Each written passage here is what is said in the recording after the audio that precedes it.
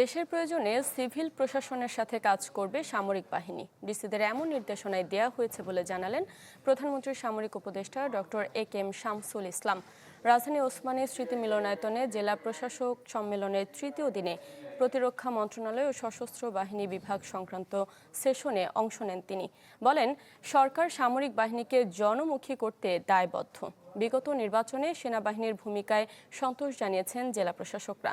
আজ 8টি অধিবেশনে স্থানীয় সরকার মন্ত্রণালয়, মুক্তিযুদ্ধ, পররাষ্ট্র, ভূমি, বিদ্যুৎ ও জ্বালানি মন্ত্রণালয়ের মন্ত্রী ও প্রতিমন্ত্রীরা ডিসিদের সাথে মতবিনিময় করবেন।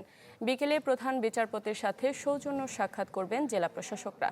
সন্ধ্যায় প্রধান নির্বাচন কমিশনারের সাথে মত বিনিময়ের মধ্য দিয়ে শেষ হবে দিনের কর্মসূচি।